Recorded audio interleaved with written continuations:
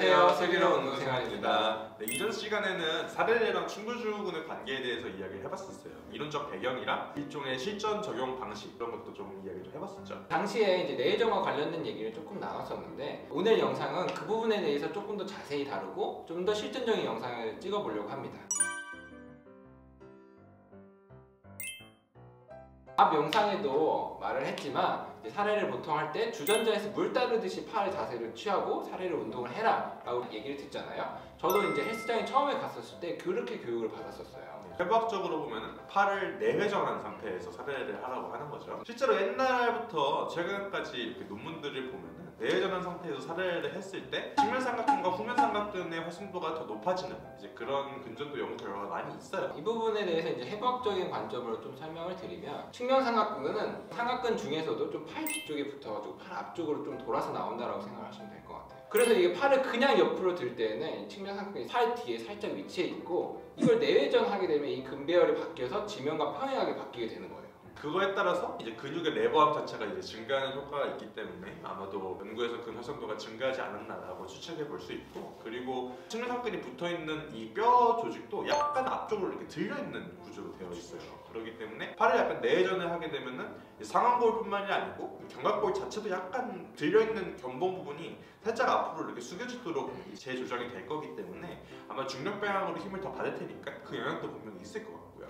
근데 지난 영상에서 이렇게 운동하지 말라고 저희가 말씀을 드렸잖아요. 내회전을 하면 충돌증후군이 생길 가능성이 훨씬 높다고. 네, 이게 그 위팔뼈를 이렇게 사진으로 보시면은 마냥 원기둥 모양은 아니에요. 한쪽은 관절면허대에서 이렇게 둥글게 되어 있고 한쪽은 뾰족하게 튀어나와가지고 이렇게 거칠거칠하게 되어 있는 부분이거든요. 이 부분을 이제 대결절이라고 부르는데 그 회전근개라던가 아니면 인대 같은 중요한 염조직이 들러붙는 부분이거든요. 그래서 없어서는 안 되는 부위이기는 해요. 문제는 내회전 사례를 할 때 이 튀어나온 대결절이 그 위에 이제 힘줄이나 연조직을 찝히게 하는 그런 장애물 역할을 한다는 거예요. 여러 가지로 해부학적으로 사례를 방해하는 요소가 많은 것 같기는 해요. 팔을 옆으로 높이 드는 것만으로도 충돌증후군을 유발한다고 하고 분할성도가 좋은 실제로 측면 삼각근을 키우기 좋은 내회전 사례라도 오히려 더 충돌증후군을 유발할 수 있다고 하니까 정확하게 팔을 어디까지 올려야 되는지 파악하고 있는 게 중요하다고 지난 시간에 말씀을 드렸었어요. 솔직히 말씀드리면은 보디빌딩 자체가 목적이 아니면은 사례라는 동작을 안 하는 게 사실은 맞지 않는가라는 생각도 가끔 해요. 실제로 충돌증후군으로 오시는 이제 아주머니들 이렇게 진료를 볼 때 이렇게 설거지하고 천막 같은 거에 팔 이렇게 위로 이렇게 올리지 말라고 이렇게 교육을 되게 많이 드리거든요.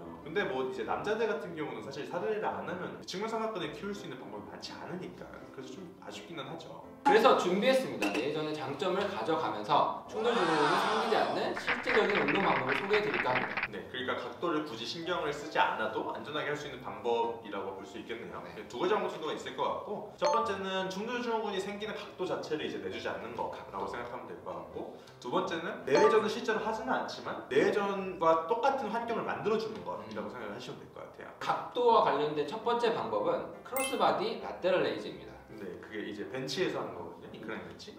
다들 아시겠지만 이제 무게를 사용하는 대다수의 운동들이 지면과 평행할 때까지 이제 무게를 들어야지 가장 힘이 많이 들고 효과가 가장 극대화됩니다. 사례를 할 때도 마찬가지예요. 어깨 관절의 각도가 90도 부근까지는 와야 효과가 극대화된다고 생각을 합니다. 하지만 이제 내회전을 할 때는 이렇게 90도까지 올리게 되면 거의 무조건 충돌증후군이 생기는 각도에 동달한다고 말씀을 드렸었죠. 네. 그래가지고 몸 자체를 기울여가지고 이제 사례를 하는 겁니다. 그렇게 되면은 이제 팔은 지면과 평행한 스티키 포인트까지 도달을 하지만 관절 자체는 이제 90도에 도달하지 않는 거죠. 내회전을 한 상태에서도 충돌증후군이 생기지 않는 각도이기 때문에 내회전의 장점을 온전히 활용할 수 있게 됩니다. 실제로 이 크로스바디 라테럴 레이즈 같은 경우는 아놀드 슈워제네거가 되게 즐겨 사용했었던 방식의 사례라고 해요. 여기다가 이제 추가적인 장점이 있는데 원래 일반 사례 같은 경우는 낮은 각도에서는 주로 회전근개가 개입을 하게 되거든요. 근데 이거는 그 힘의 방향 자체를 내 몸 쪽으로 바꿔준 방식이기 때문에 삼각근의 가동 범위를 더 많이 사용할 수 있는 방법이기도 하고, 그리고 신장소 수축을 했을 때 삼각근의 원위부 부분에 자극을 주기가 되게 용이한 방법이라고 합니다. 이 두 가지 장점 때문에 캡 델토이드, 그러니까 더 볼록 튀어나온 삼각근을 만들기 좋다라는 거예요. 흔히 삼각근의 조면, 부착부를 키운다고 이제 말씀들 하시잖아요. 이 부분은 이제 부분적인 근비대 관련된 내용이기도 해가지고 추후에 다룰 수 있으면 한번 다뤄보도록 하겠습니다. 사실 저 같은 경우는 이 크로스바디 라테럴 레이저는 살짝 누워서 해야 되는 거예요. 자세가 좀 불편하더라고요. 그래서 저는 원암 사이드 케이블 레이즈를 좋아하고 실제로 사이드 레터럴 레이즈랑 많이 섞어서 합니다. 근데 이것도 이제 사람이 눕는 대신에 케이블을 사용을 해가지고 힘의 방향을 내 몸 쪽으로 바꿔준 거잖아요.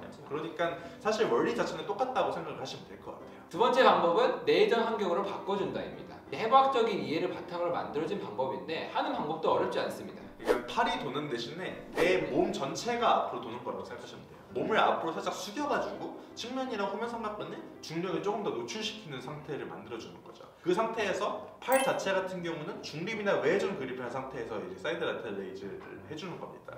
그렇게 되면은 물론 내전 사이드 라테럴 레이즈랑 완전히 똑같은 환경은 아니기는 해요. 하지만 이제 내전을 한 거랑 똑같이 중력에 대한 레버함에 대한 이점도 얻을 수 있고 그리고 충돌 증후군이 생기지 않는 그립을 사용을 함으로써 가동 범위에 대한 이점도 가져갈 수 있으니까 그러니까 사실 굉장히 좋은 방법의 운동이라고 생각을 해요. 네, 첫 번째 방법 같은 경우는 신쌤 말처럼 자세가 불편하기도 하고 인클라인 벤치를 다른 사람들이 모두 차지하고 있을 때 적용하기가 쉽지 않잖아요. 그리고 제가 말씀드렸던 케이블 레이즈 같은 경우 케이블이 없으면 실제로 적용하기 어려우니까 근데 하지만 이 방법 같은 경우는 덤벨만 있으면 사이드 라테럴 레이즈처럼 똑같이 해볼 수 있는 거에 일종의 변형이니까 한번 편하게 한번 시도해 보시는 것도 방법일 것 같습니다. 실제로 되게 잘 먹어요. 네. 저는 되게 자유로워서 사용을 하거든요. 초기에 사례를 할 때 오른쪽 어깨에 이제 충돌 증후군이 생겨서 고생을 많이 했었는데요. 의사들도 자기가 아프지 않으면 좀 고민을 덜 하게 되는 것 같긴 해요.